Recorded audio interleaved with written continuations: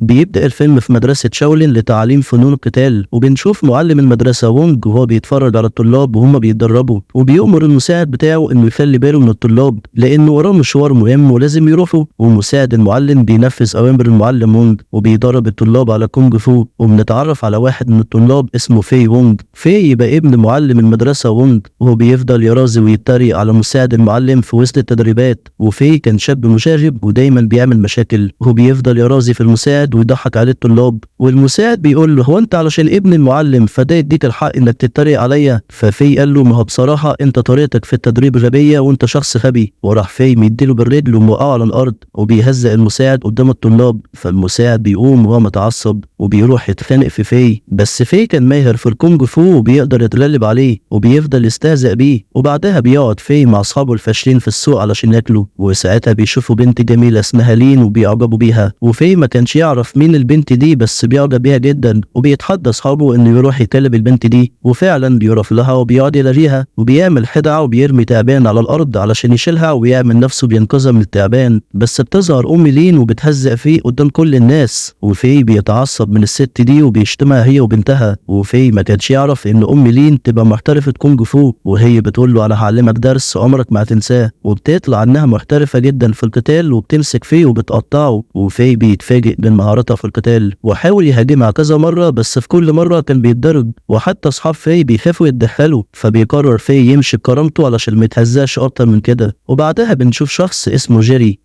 يبقى ابن واحد من اغنياء البلد. وجيري بسبب نفوذ والده ما كانش همه حد وبيعمل اللي هو عاوزه. وجيري بيشوف بياع عارض حجر كريم للبيع، وجيري بيتبلطج على البياع وعاوز ياخد منه الحجر من غير ما يدفع فلوس. وكمان بيضرب البياع علشان طلب منه يدفع ثمن الحجر الكريم. ووقتها كان في معدي وشاف اللي حصل، وفي بيقرر يجيب حق البياع الغلبان وبيتخانق في جيري. ومع ان في اصلا بتاع مشاكل وشاب صايع بس مش بيحب حد يجي على الغلبان ويتشطر عليه، فعلشان كده بيتعارك مع جيري علشان خاطر البياع. وجيري كان قوي في الكونج فو بس في كان اقوى منه وبيمسكه وبيعجنه قدام الناس. فجيري بيضطر يمسك سيف علشان يقدر يتغلب على في، بس مع ذلك في بيقدر ينتصر عليه وبياخد منه السيف وبيرفعه على رقبته. وجيري بيستسلم وكان هيعيط حرفيا. وفي خد الفلوس من جيبه واداها للبياع الغلبان. وبعدها بنروح لام لين اللي كانت قاعده مع المعلم وونج، وبنعرف من كلامهم ان ام لين تبقى اخت المعلم وونج. وفي بيوصل المدرسه ولما بيشوف ام لين قاعده بيتسحب وكان داخل اوضته، بس ابوه بيشوفه وبينده عليه وبيقول له تعالى سلم على عمتك. وفي بيتصدم لما بيعرف ان الست اللي لسه مقطعه ضرب تبقى عمته، وما كانش عاوز يوري وشه ليها بس عمته كانت مصممه تشوفه. وبتتصدم لما بتعرف ان هو الولد الصايع اللي عاكس بنتها، وعلى طول بتبلغ وونج ان في عاكس بنتها وكمان كان عاوز يضربني. وونج لما عرف كده ضرب ابنه بالقلم ووقعه على الارض، وكان لسه هينزل فيه ضرب بس بيوصل واحد اسمه لي. ولي ده يبقى ابو جيري اللي لسه في مقطعه من الضرب. وبنشوف ان جيري بقى في حاله سيئه بسبب قتاله مع في. ولي بيقول لوونج ابنك هاجم ابني وهو اللي عمل فيه كده، وكسر رجليه ودراعه وكسر عظمه. ولي ورجالته كانوا عاوزين ينتقموا من في ويضربوه، بس عمته بتتدخل وبتدافع عن في وبتقول انهم لازم ينظموا مباراه ما بين في وحد من رجاله لي، وبكده هتكون مباراه متكافئه. ولي بيوافق وبيختار امهر مقاتل عنده علشان يقاتل في. وبيبدا فعلا القتال، والراجل بتاع لي كان قوي جدا وبيسدد لفي ضربات قويه وبيقدر يوقعه كذا مره، بس في كان لسه واقف وبيقاتل بقوه. وعمته بتديله نصايح علشان يتغلب على خصمه، وفعلا في بيعمل بنصايح عمته وبيستخدم اسلوب معين في الكونج فو وبيقدر يتغلب على الراجل بتاع لي. ولي بعدها بياخد رجالته وبيمشي من المكان، بس كان لسه ووند متعصب من في وبيقول له انت عملت لي مشاكل كتير قوي النهارده. ووند بيقرر يعاقب ابنه وبيخليه يعمل تدريب قاسي اسمه تدريب الحصان، وده عباره عن ان في هيكون متذنب بالوضعيه دي وفي شمعه هتكون تحتيه علشان لو استريح الشمعه تلسعه، ولازم يفضل ثابت بالشكل ده لمده 5 ساعات. ومساعد المدرب كان بيراقبه علشان يتاكد ان في مش هيغش. ومساعد المدرب كان شمتان في لان في هزقه قدام الطلاب قبل كده، وبيقرر كمان يزود من شده التدريب على في وبيكب ميه سخنه في الطبق اللي فوق دماغه وبيفضل يغلس عليه ويستفزه. ولكن بيظهر جيمي صاحب في وكان معاه كرسي، وبسرعه بيحط الكرسي ده لفي علشان يقعد عليه ويستريح. بس لسوء حظ في بيجي ابوه وبيشوفه وهو قاعد على الكرسي وبيقول له انا لازم اجيب عمك سوهاي وهو اللي ضربك بنفسه، ووونج بيلغي التدريب ده وبيعمل له تدريب اصعب وبيربطه في الهواء وبيخليه متعلق وشايل برقبته قاروره كبيره مليانه ميه. بس جيمي بيظهر تاني وبينقذه وبيوكله علشان كان جعان جدا، وبعدها بيحرره من الحبل اللي كان مربوط بيه. وجيمي بيساله هو فعلا عمك سوهاي هيجي علشان يدربك؟ ففي قال له للاسف. فجيمي قال له دي مصيبه، انت مش سامع عن التدريبات بتاعت عمك؟ ده بيتقال عنه انه قاسي جدا وممكن في تدريب من تدريباته دراعك يتقطع، وانا في مره كنت اعرف طالب بيتدرب عنده وبسبب تدريباته بقى مشوه واسنانه وشعره وقعوا. وفي بيخاف جدا بعد اللي سمعه من جيمي، وجيمي بينصحه انه يهرب بسرعه، وفعلا في بيعمل كده وبيهرب. بس بيخش الاول مطعم قريب لانه كان جعان جدا، وبيشوف راجل غني قاعد لوحده فبيروح يقعد معاه، وفي طلب تقريبا كل الاكل اللي كان في المنيو. والراجل الغني اتفاجئ من في وهو بياكل علشان في كان بياكل بسرعه وبشراهه كانه ما شافش اكل قبل كده، وفي كان طول اليوم بيتدرب تدريبات شاقه من ابوه فعلشان كده كان ميت من الجوع. وبعد ما في مسح الاكل اللي كان واخد بعضه ومشي، والنادل لما ساله عن حساب الاكل في قال له ان الراجل الغني ده يبقى ابويا وهو اللي هيدفع. بس النادل قال له الراجل اللي قصدك عليه ده اصلا يبقى صاحب المحل، وانا اساسا ابقى ابنه يا حرامي ومش هتعرف تهرب من الحساب.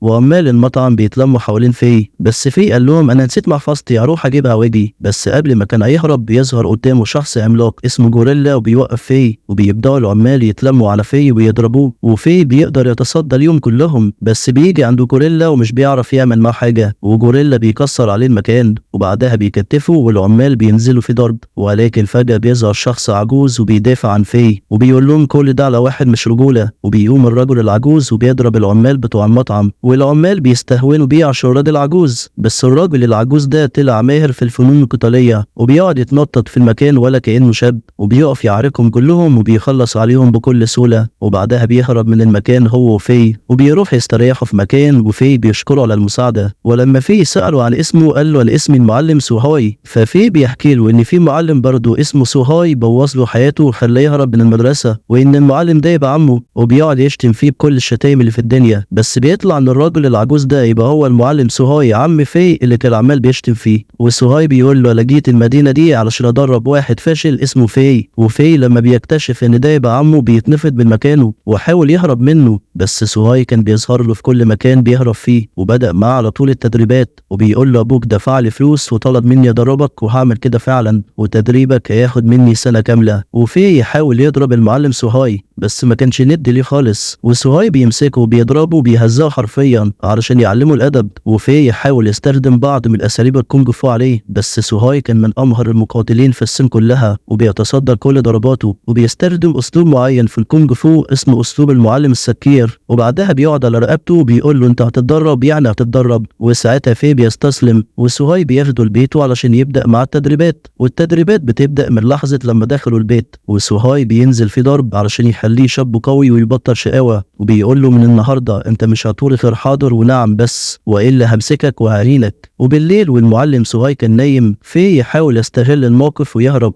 بس بيتفاجئ ان سوهاي كان رابط صباع رجله بحبل وبيقول له تعالى يا مفتح عامل لي فيها ذكي وعاوز تهرب. قال له والله ابدا انا كنت عاوز اروح الحمام. وتاني يوم التدريبات الحقيقيه بتبدا، وسوهاي بيوقفوا على 4 قدرات كبار وفيهم واحده مليانه ميه، وبيخليه ينقل الميه من قدره لقدره. وفي يتخنق وجاب اخره وفكر في خطه علشان يهرب، وراح داخل في القدره اللي مليانه ميه وعمل نفسه بيغرق. وفي الاول سوهاي افتكره بيستعبط، بس بعدها حس ان الموضوع جد، ولما راح علشان يطمن عليه في دخل سوهاي مكانه في القدره وخرج جوه بسرعه، وبعدها حبسه جواها وحط صخره كبيره علشان ما يخرجش. وفي بعدها طلع جري من المكان باقصى سرعته، ووصل بعدها في مكان علشان يستريح وينشف لبسه. بس بيظهر لفي شخص خطير اسمه ساندر ليج، وساندر بيقول له انت بتعمل ايه هنا في بيتي؟ خد بعضك وامشي من هنا حالا. وفي ما كانش يعرف مين هو ساندر ليج. ساندر ليج يبقى قاتل مأجور وبينفذ جرائم قتل مقابل الفلوس، وفي بيرفض يمشي الا لما ينشف لبسه. فساندر بيتعصب منه وبيقول له انا لازم اعلمك الادب، وعلى طول بيروح يهجم على في وبيوقعه على النار وبيلسعه. وفي بيحاول يهجم على ساندر وكان عاوز يضربه، بس ساندر بيطلع انه شخص قوي جدا في الكونج فو وعنده اساليب نادره في الفنون القتاليه، وبينزل تلطيش وضرب في وبيقول لفي انت فاشل قوي في الكونج فو. وفي في يحاول يهجم عليه تاني ويثبت له انه مش فاشل، بس ساندر بيمسكه وبيعجنه وبينزل في ضرب بكل عنف، وما كانش متساهل معاه وبيضربه بكل قوه، وبعدها بيديله بالرجل وبيطيره. وفي كان ضعيف قوي قدام ساندر، وساندر قضى عليه تماما وداس على وشه وهان كرامته، وبيقول له قدامك 20 سنه تدريب علشان تقدر تهزمني. وساندر خلاه يزحف تحت رجله، وبعدها اداله بالرجل ومسك لبس في وحرقه قدامه. وفي اتضايق جدا وحس انه مكسور وطلع جري من المكان، وكان متضايق جدا ان ساندر ضربه وهانه بالشكل ده، وبيقرر انه لازم يتدرب كويس علشان يرجع ينتقم من ساندر، وبيقرر يرجع لعمه سوهاي علشان يدربه. وساعتها سوهاي كان قاعد متضايق انه فشل في تدريب في، وفي بيوصل وبيخش عليه وحاول يصالحه ويتكلم معاه، بس سوهاي كان رافض.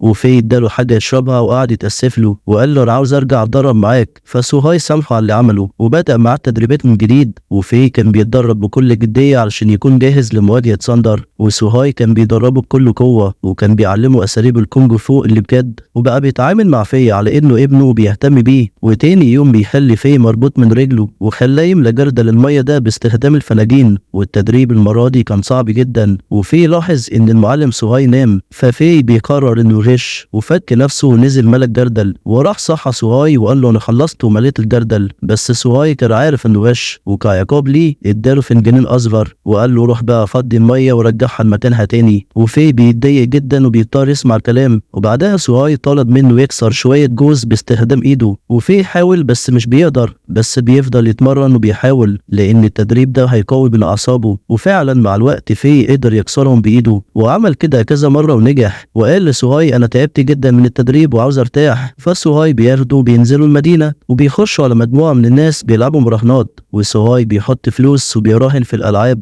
وسوهاي كان شاطر في الالعاب دي وبيقدر يكسب فلوس كتيره، بس في بلطجي اسمه ايرون هيد مش بيعجبه انه سوهاي فضل يكسب، وبيقرر يتحدى المعلم سوهاي. وايرون هيد بيحرك اللعبه بشكل سريع، بس سوهاي كان مركز وقدر يقفشه انه حرامي وغشاش. فايرون هيد عمل فوضى في المكان وسرق كل الفلوس وهرب، بس سوهاي مسكه زي الحرامي قبل ما يهرب. وفي قال له رجع الفلوس اللي انت سرقتها، فايرون هيد قال له مش هرجع حاجه، لو عاوز الفلوس تعالى قاتلني. وفعلا بيخشوا هما الاتنين في قتال شرس، وايرون هيد كان شخص قوي وفي ما كانش عارف يتصداله، والقتال ما بينهم بيطول لحد ما سوهاي ادى لفي شاكوش حديد، وفي مسك الشاكوش وضرب بيه ايرون هيد وورم له دماغه، وفي هو اللي بينتصر في القتال. وبيرجع بعدها في للتدريبات، وكان بيركز في التدريب انه يقوي اعصاب ايده. وبعدها بنلاحظ ان ايد المعلم سوهاي بترعش والمشروب اللي معاه خلص، فبيدي فلوس لفي وبيقول له انزل هات فنبيت من السوق، بس في المستهتر خد الفلوس ونزل قعد في مطعم علشان ياكل، وصرف فلوس المعلم سوهاي وراح ملى الازازه بتاعت المعلم سوهاي بميه. وسوهاي كان قاعد على اعصابه ومستني النبيت، وبنشوف ان الرعشه في ايده بتزيد، وفجاه بيخش على سوهاي ايرون هيد ومعاه اخوه الكبير اللي اسمه بامبو. وبامبو كان جاي ينتقم من اللي حصل في اخوه وبيعرف نفسه قدام سوهاي، بس بامبو ما كانش يعرف ان ده المعلم سوهاي المشهور. بس لما عرف ان ده سوهاي بيخاف وكان واخد بعضه وماشي، بس ايرون هيد بيقول له انت مصدق ان ده المعلم سوهاي؟ انت مش شايف ايده بترعش ازاي؟ ده اكيد مش المعلم سوهاي. فبامبو قال له تصدق عندك حق، وراح بامبو مهاجم سوهاي، وسوهاي ما كانش عارف يتصدى لبامبو علشان اعصاب ايده كانت بايظه، وبامبو كان ماسك سوهاي ومقطعه من الضرب لحد ما اخيرا بيوصل فيه وبيشوف اللي بيحصل. وسوهاي قال له اديني نبيت يا زفت، وسوهاي لما خد النبيت وشربه بيكتشف ان دي ميه، وبامبو بيهاجمه تاني وكان هيخلص عليه بس بينقذه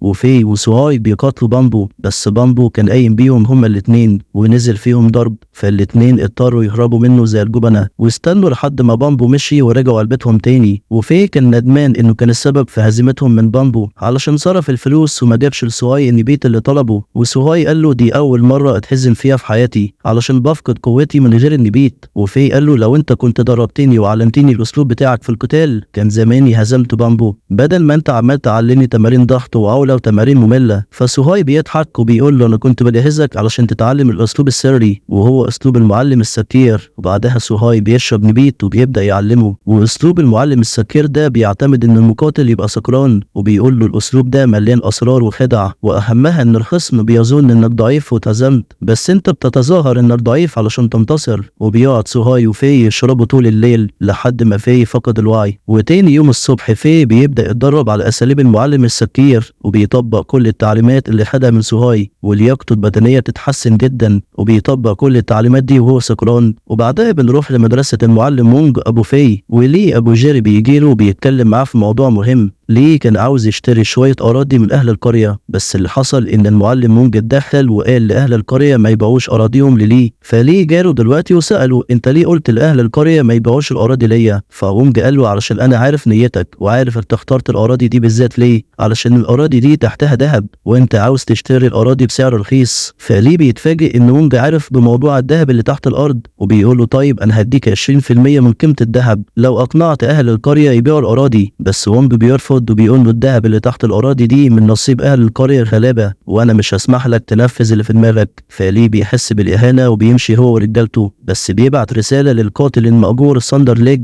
وبيقول له فيها اقتل المعلم مونج وهديك $1000. وساندر بيوافق على العرض. وبنرجع لفي اللي بيروح لمدرسة المعلم بامبو وبيشوفه واقف وسط طلابه، وفي قرر يهجم على المعلم بامبو علشان ينتقم منه وياخد حقه. وفي بيظهر منه مهارات قوية بعد ما اتعلم من المعلم سوهاي، وبامبو ما كانش يعرف ان في اتعلم فن المعلم السكير، وفي كان متفوق عليه في القتال. وفي نص القتال بيشرب نبيت علشان يبقى سكران اكتر، وبامبو بيهجم عليه بس في كان بيصد ضرباته وبيفضل فيه يشرب لحد ما بقى سكران تماما. وبامبو لما شاف سكران افتكر انه كده هينتصر عليه بسهولة واستهون بيه، بس في مسكه ونزل في ضرب بكل قوة وقدر يتغلب عليه بكل سهولة. وبعد ما انتقم منه راح خد برميلين نبيت كبار من مدرسته ورجع بيهم للمعلم سوهاي علشان يديهم له هدية، بس بيتفاجئ لما بيخش البيت ومش بيلاقيه، وبيلاقي رسالة سايبها له المعلم سوهاي وكان كاتب له ان تدريبه خلاص انتهى وانا عملت اللي عليا وعلمتك كل فنون القتال اللي هتحتاجها في حياتك. وبينصحه انه يمارس فن القتال اللي هو حبه ومتقنه، وبيفكروا انه اسلوب المعلم السكير هو من اقوى فنون الكونغ فو، ويرجع لابوك وخليك ولد كويس ولو احتجتني في اي وقت هجيلك. وفي بيتضايق علشان اتعلق بالمعلم سوهاي جدا وما كانش عاوز يسيبه. وبنروح لمدرسة المعلم مونج وفي طالب بيجي لمونج وبيقول له تعالى بسرعة رجالة ليه بيحفروا في اراضي الناس. فمونج بيتحرك مع الطالب بتاعه والطالب بيفضل مستدرجه للصحراء، وبيطلع ان الطالب ده عامل له فخ واستدرج مونج لساندر ليج،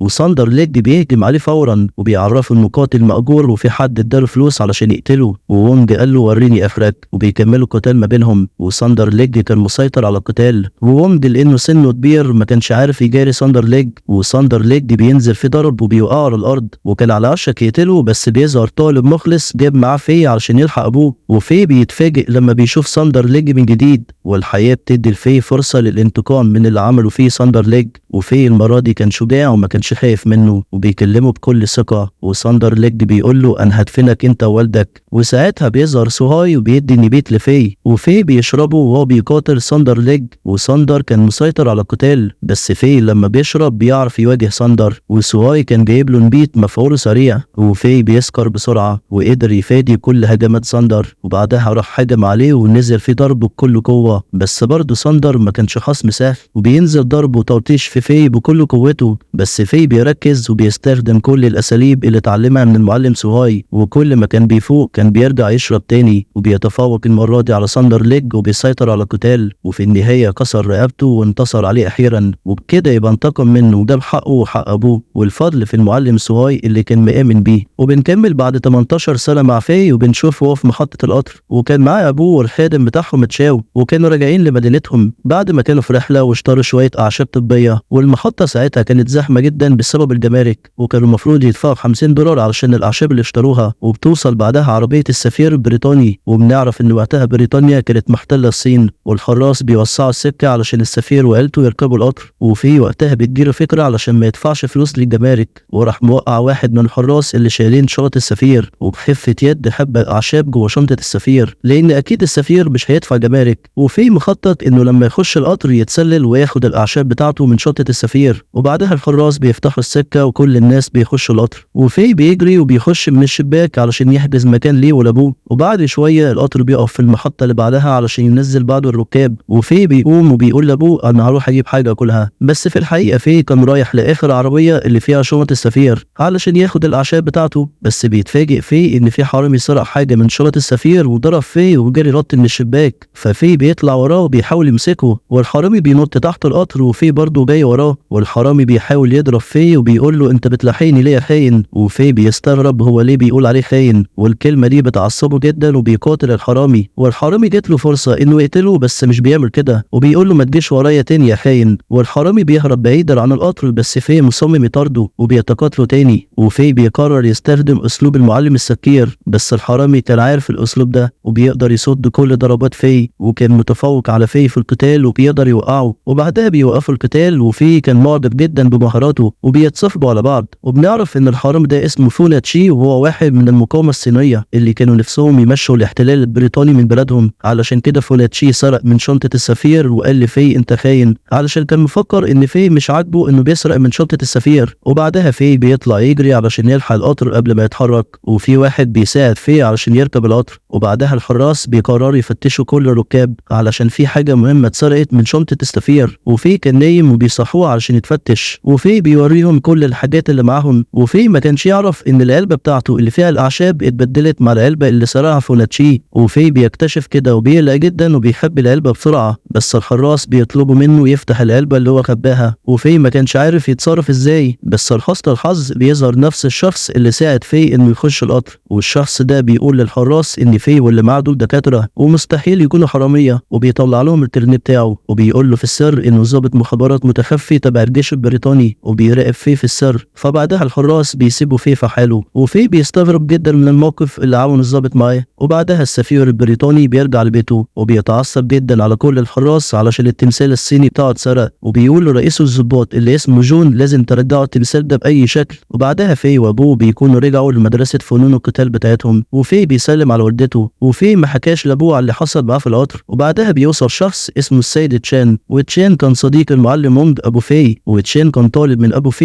يجيب له الاعشاب وهو جاي، ووونج بيطلب من في يجيب الاعشاب، ففي بيقع في مشكلة كبيرة علشان الاعشاب اساسا مش معاه، وبيقول لامه تساعده في المشكلة دي لان العلبة بتاعت الاعشاب اتبدلت، وفي بتيجي في باله فكرة وخلاها تشتت تركيز والده باي حاجة، وراح هو جايب اي زرعة على انها الاعشاب، وراح اداها للسيد تشان وقال له اتفضل الاعشاب بتاعتك اهي، وقدر كده في ينقذ نفسه من المشكلة اللي كان ابوه هيضربه علشانها، وبعدها بنروح لمصنع فحم، والعمال اللي شغالين فيه كانوا صينيين بس انتاج المصنع بيروح لبريطانيا، وبيتعين مدير جديد للمصنع اسمه هنري، وهنري ده كان شخص صيني ولكنه اتربى من صغره مع عيلة بريطانية، فطلع بيكره الصين جدا، واول قرار بياخده هنري انه بيخلي كل العمال يشتغلوا لساعات اضافية بالليل وهياخدوا نفس المرتب، واللي مش عاجبه ياخد بعضه ويمشي، فالعمال كلهم بيثوروا على هنري وكانوا ماشيين، بس هنري بيوقفهم وبيقول لهم كلكم هتشتغلوا غصب عنكم، والعمال مش بيهمهم كلامه وبيقولوا له انت مش هتشترينا، فهنري نزل للعمال ونزل فيهم ضرب كلهم، وطلع انه محترف في الكونج فو، ومسك عصايه مولعه وحرق بيها كذا عامل، واجبر العمال كلهم انهم يشتغلوا، وتاني يوم في كان رايح للسوق علشان يجيب طلبات للبيت، وبيشتري شويه حاجات من البياع لاو، وبيقابل في السوق واحده اسمها فان، وفان بتبقى عارفه في ومعجبه باسلوبه في القتال، وفي بيقعد يتكلم معاها ويشتري منها حاجات، فالبياع لاو بيغير على فان لانه بيحبها، وبيتضايق لانها معجبه بفي، فبيتحدى في قتال، وبيقول له اسلوب تشاي لي فو افضل بكتير من اسلوب المعلم السكير بتاعك ده، وبيقول له لو انت كسبتني هبيع لك اي حاجه عندي ببلاش، وفي بيوافق يتحداه، وبيبدا القتال، وفي الاول في بيصد كل ضرباته وبيقدم اداء ممتاز وكل الحضور بيسقفوا لفي، وبعدها في بيقدر ينتصر عليه بكل سهوله، وبيسيبه وبيمشي، وبيروح في يخرج مع والدته، وساعتها بنكتشف ان في ضباط بيراقبوا في لانهم شاكين ان في بنسبه كبيره مع العلبه اللي فيها التمثال بتاع السفير، وفجاه واحد من الضباط بيخطف الشنطه بتاعت ام في وبيطلع يجري، ففي بيطلع يجري وراه، بس الضابط رمى الشنطه لواحد من زمايله، وفي راح يطارده وقدر يرجع الشنطه بتاعت والدته، بس بيطلع ان ده فرح عملوه الضباط البريطانيين وكانوا بيستدرجوه علشان يتخانقوا معاه، وبيظهر هنري هو والضباط، وهنري بيتلتك وبيقول لفي انت زقتني وانت بتجري، وام في بتيجي تدافع عن في، بس هنري ضربها بالقلم، وفي طبعا مش بيسكت وبيبدا يتقاتل معاهم، وبيخش عليهم كلهم لوحده بدون خوف وبينزل فيهم ضرب، بس هنري ما كانش مشترك في القتال ورجالته هم اللي بيقاتلوا في، وبعدها ام في وصاحباتها بيروح يجيبوا ازاز نبيت كتيره جدا وبيدوها لفي، وفي بيقعد يشرب ويسكر وبيفعل اسلوب المعلم السكير، وساعتها في يخلص عليهم كلهم في ثواني، وبيتدخل هنري وبيقاتل في، بس في كان سكران على الاخر وهنري ما كانش عارف يسدد له ضربه واحده، وفي يتغلب عليه بكل سهولة، وهنري ورجالته هربوا بعدها. وبيوصل المعلم وونج أبو في وشاف اللي بيحصل، وفي لأنه سكران على الآخر افتكر أبوه واحد من رجالة هنري وفضل يتقاتل معاه، ووونج حاول يوقفه ويرجعه لوعيه بس ما كانش عارف، لحد ما أخيرا في خد باله إن ده أبوه. ولما في رجع للبيت أبوه عاتبه لأنه كان قايل له ما يشربش تاني أبدا وما يقاتلش في الشارع نهائي، لأن وونج خايف عليه لا يدمن الخمرة، وفضل يضرب فيه بالعصاية. ولما أم في دفعت عنه وونج زعق فيها وقال لها ما تتدخليش. وبعدها بتيجي مرات السيد تشان وبتقول لوونج الأعشاب اللي جوزي خدها منك ما كانتش الأعشاب اللي طلبها، دي كانت أعشاب سامة، وجوزي جاله تسمم لما شربها. ووونج اتحرج جدا وتأسف لها، وراح سأل الخادم اللي كان معاهم في القطر وقال له فين الأعشاب الحقيقية. فالخادم قال لوونج إن في هو السبب والأعشاب ضاعت منه في القطر. وهنا وونج اتعصب أكتر على في وفضل يضرب فيه، وفي كان لسه سكران ومش فاهم حاجة. ووونج جاب برميل نبيت كبير وقعد يشربه منه، وفي كسر البرميل لأنه ما كانش قادر يشرب أكتر من كده وبقى سكران على الآخر.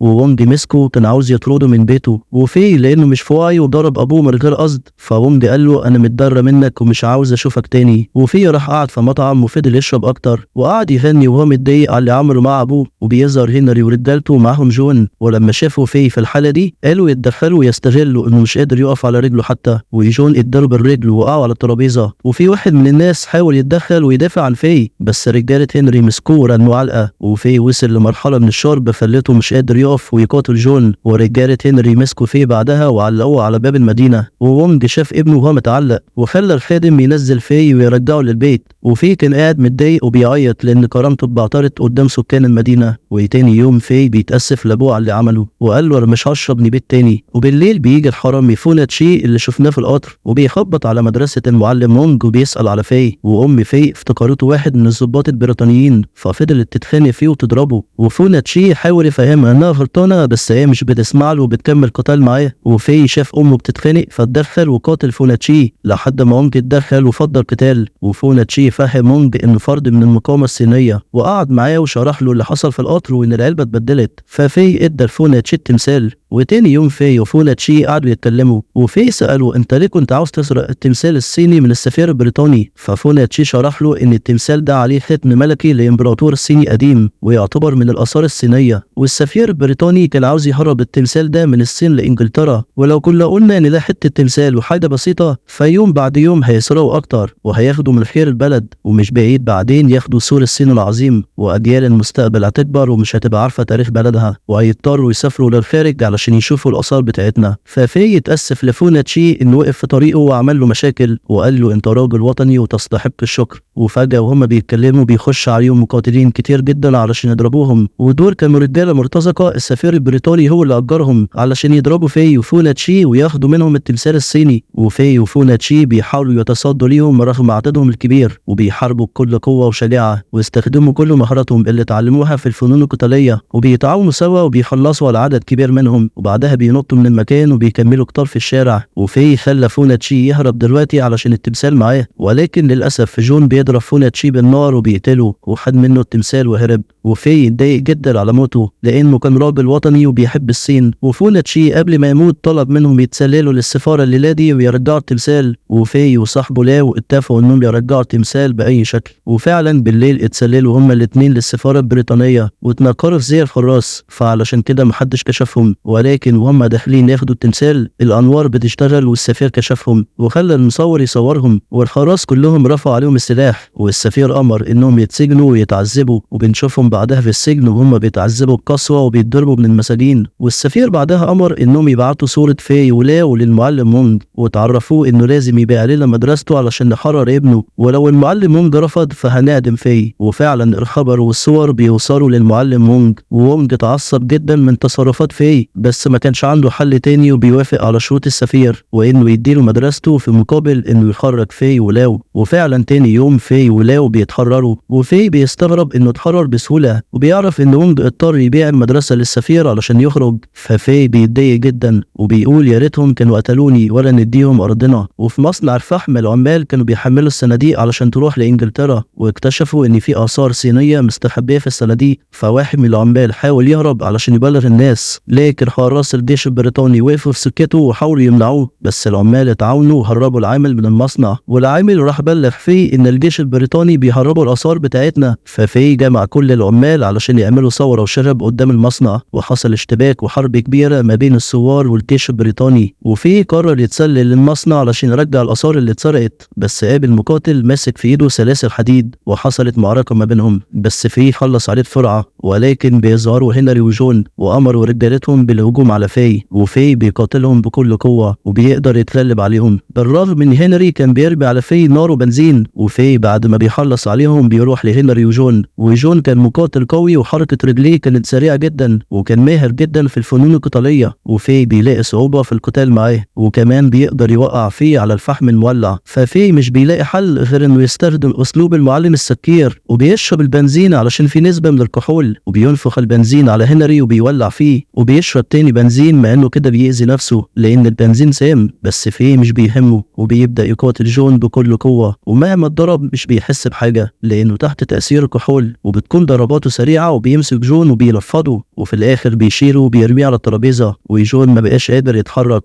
وبكده يبقى انتصر البطل في عليهم وانقذ الآثار من السرقة، وبيغمى عليه بعدها بسبب كمية البنزين اللي شربها. وتاني يوم المعلم مونج اتكرم من قائد الجيش الصيني لان في انقذ آثار الصين من الاحتلال البريطاني. وفي ما حضرش حفلة التكريم علشان كان في المستشفى وبيتعالج من التسمم اللي جاله لما شرب البنزين. وما تنسوش تعملوا لنا لايك وتشتركوا في القناة، وباي باي.